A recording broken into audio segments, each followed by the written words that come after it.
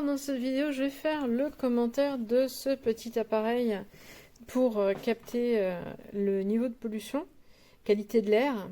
Et la première chose que je dois dire, c'est que j'ai été très agréablement surprise de voir en l'allumant, et je comprends mieux du coup l'autonomie, qu'on est sur un papier, ce qu'on appelle un papier e-ink. C'est-à-dire que c'est ce qui consomme le moins en termes d'affichage, ça consomme moins que de la LED. C'est le même principe que la technologie des Kindle d'Amazon en fait, les liseuses électroniques. Et donc c'est pour ça que je dis ah ouais, je comprends mieux. Donc on va charger une fois, on a 60 jours d'autonomie, autant dire qu'on est tranquille. Donc l'appareil se pose là où on en a besoin. On voit ici la qualité de l'air. Là on est sur les particules 2,5. Hop. On va passer dans différents trucs de qualité. Donc ça c'est un indicateur de qualité générale. Le niveau de CO2. Voilà. Différents indicateurs qui vont nous permettre de voir la qualité de l'air, sachant qu'on peut toujours contrôler avec la petite couleur qui est là. Le taux d'humidité, la température, l'heure. Il était déjà réglé à l'heure.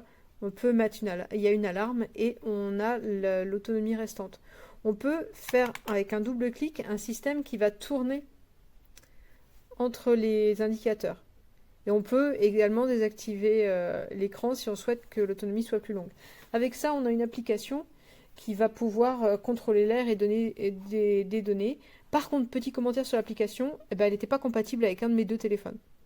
Donc ça tombe bien, j'en ai deux, j'en ai un qui les teste, c'était compatible avec ma tablette, je l'ai installé dessus.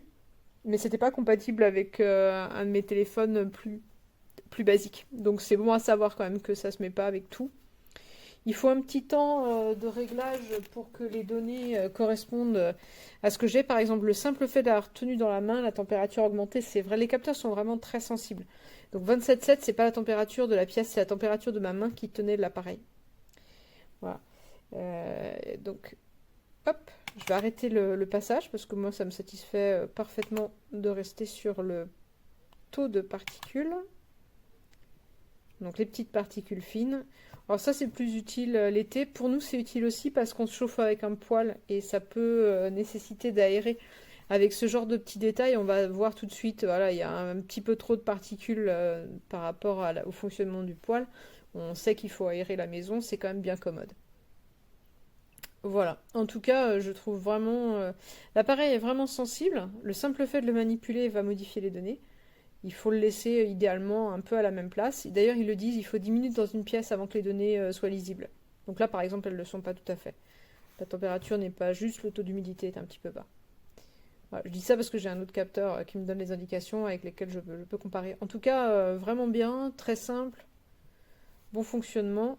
Et puis, du coup, cette technologie e-ink qui permet d'avoir un écran lisible, très lisible, hein, bien en face, c'est vraiment super lisible et qui va consommer très très peu d'énergie.